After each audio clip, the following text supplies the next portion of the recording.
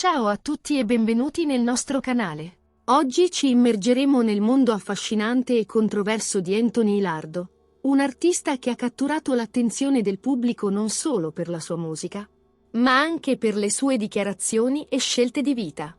Prima di iniziare, vi invitiamo a iscrivervi al canale per rimanere sempre aggiornati sui nostri contenuti.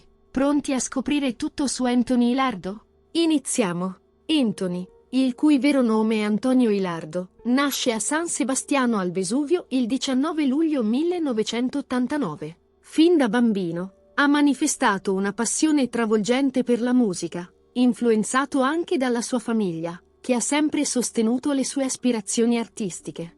La sua carriera musicale decolla nel 2003, quando pubblica il suo primo disco, un esordio che lo catapulta nel vivace panorama della musica neomelodica.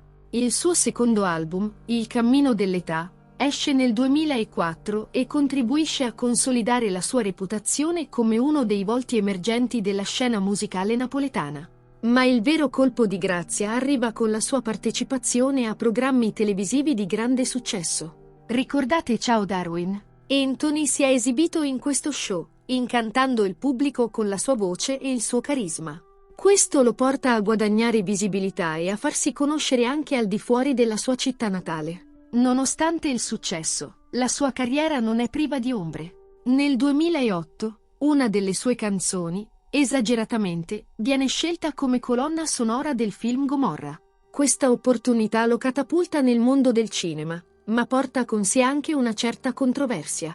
Nel 2014, un altro brano, E chiamalo, tratto dall'album L'oroscopo del cuore, diventa parte della serie Gomorra la serie, portando Anthony a un livello di notorietà ancora maggiore. Nel 2019, Anthony si trova al centro di una tempesta mediatica dopo un'intervista a Non è l'Arena, dove ha rilasciato dichiarazioni scioccanti riguardo alla camorra.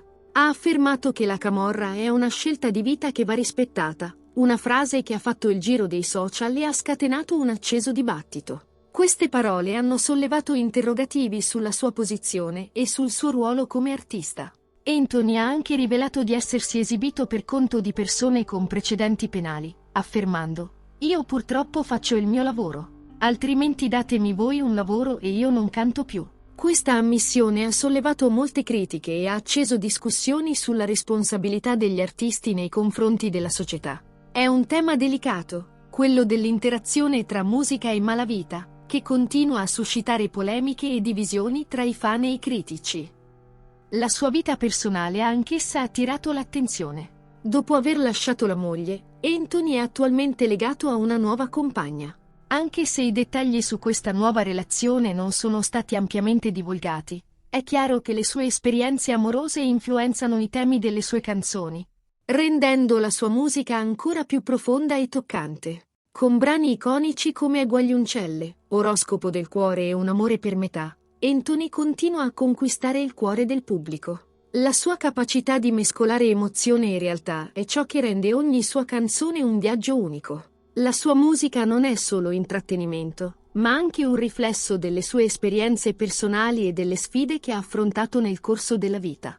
In conclusione, la vita e la carriera di Anthony Lardo sono un perfetto esempio di come il mondo della musica possa essere affascinante ma anche complesso. Anthony è un artista che non ha paura di affrontare le sfide, sia nella sua carriera che nella sua vita privata.